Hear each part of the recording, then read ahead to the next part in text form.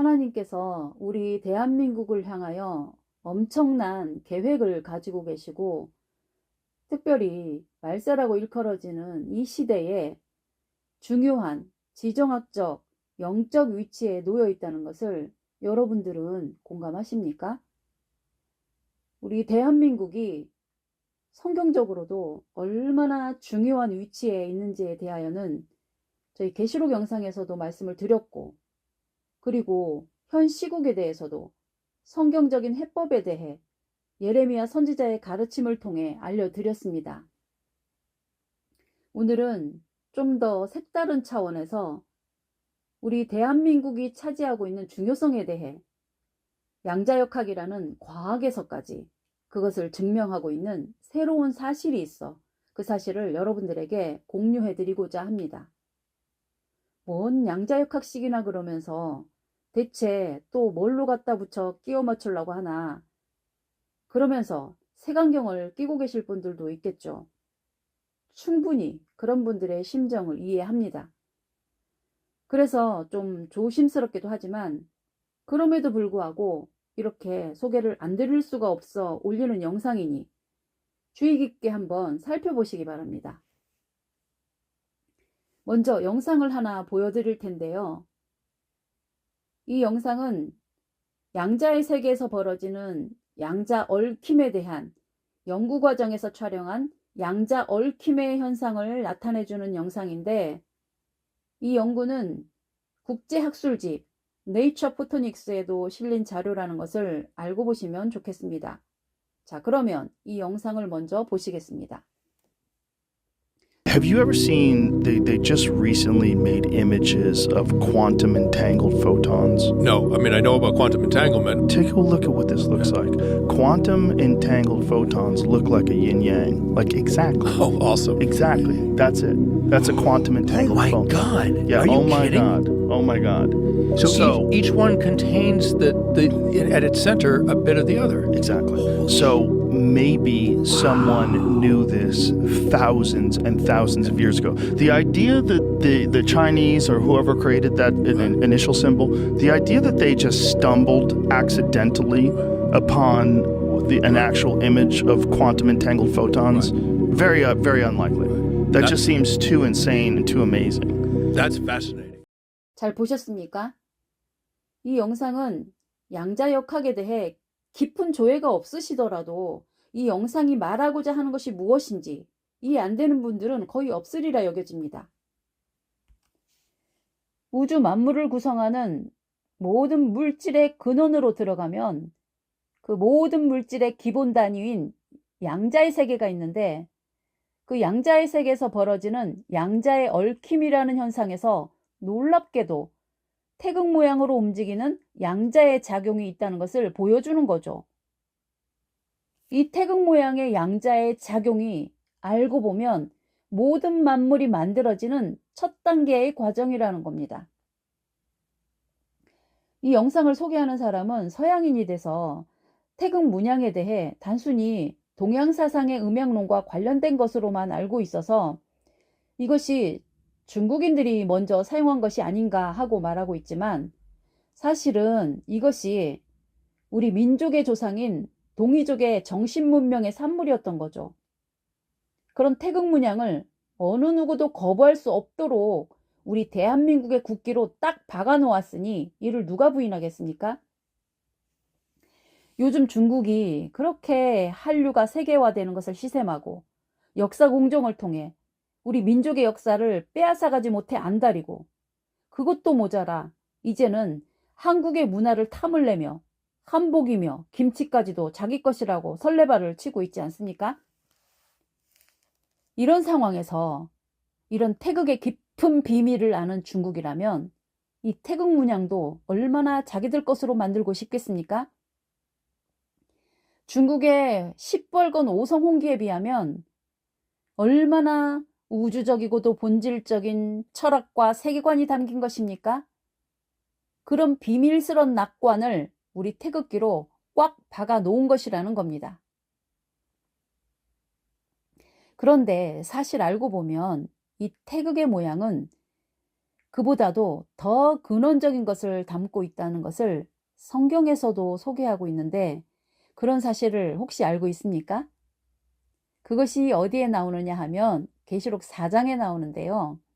거기를 보시면 하늘 천국의 형상을 소개하는 장면이 나오는데 거기에는 천국의 중심에 계시는 하나님부터 해서 하나님을 보좌하는 핵심인 신령한 천사들을 소개하고 있는데 거기에는 24장로 그룹도 있고 7명의 그룹도 있고 내생물의 그룹도 있죠.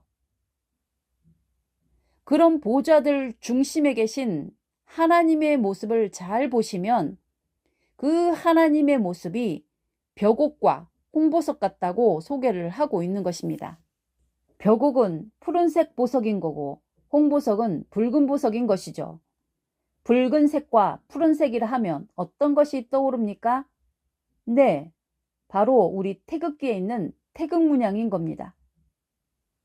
이 태극은 우주 만물을 구성하고 있는 물질 세계를 넘어 모든 신령한 세계인 영들의 세계까지를 총망라하는 그 모든 영과 육의 세계의 근원의 원리를 담고 있는 너무도 엄청난 비밀을 담고 있는 것이라는 겁니다.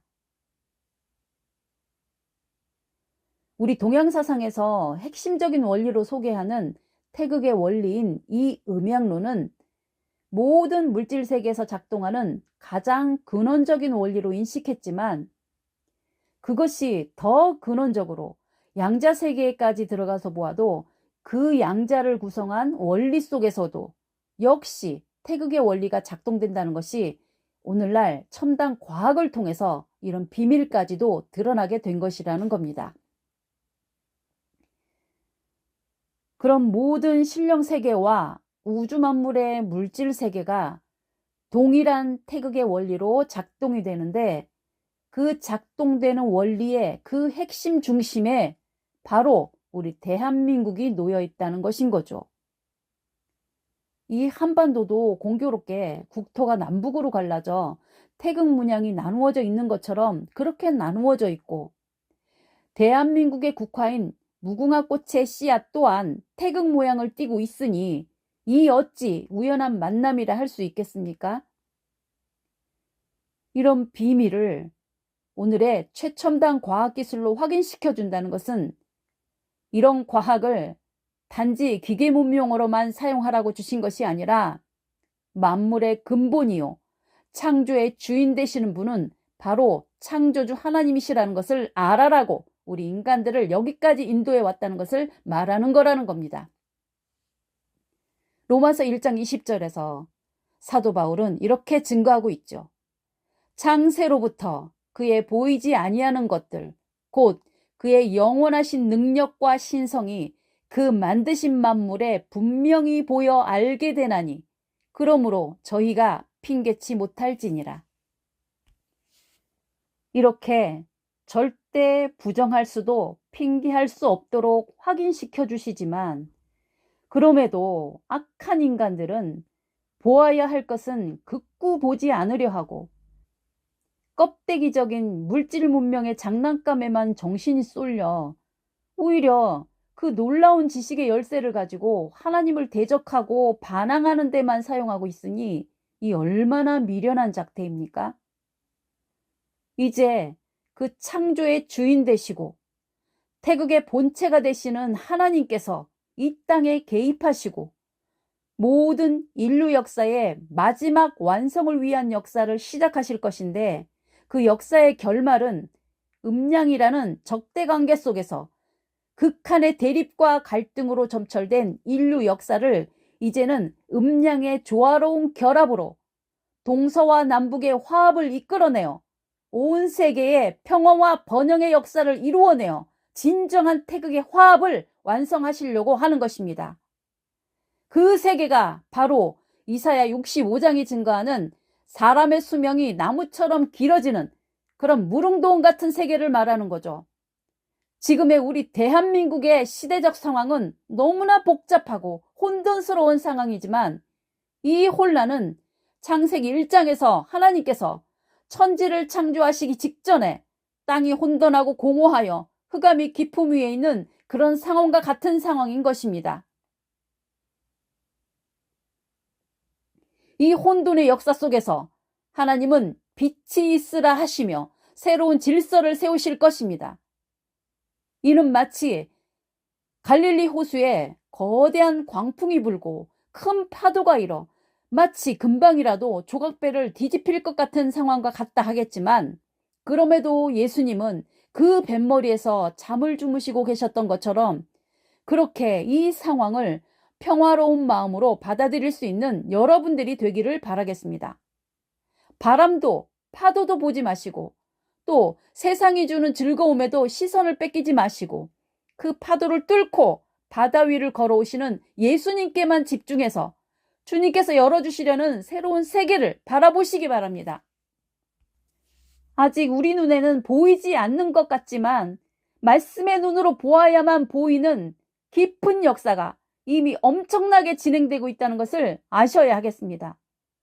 좀 안타까운 사실은 모세를 따라 나온 이스라엘 백성들이 광야 40년의 세월을 지내는 동안 출애굽한 첫 세대는 여호수아와 갈렙 외에는 아무도 들어가지 못한 것처럼 오늘 이 시대에도 그럴 위험이 도사리고 있다는 사실입니다.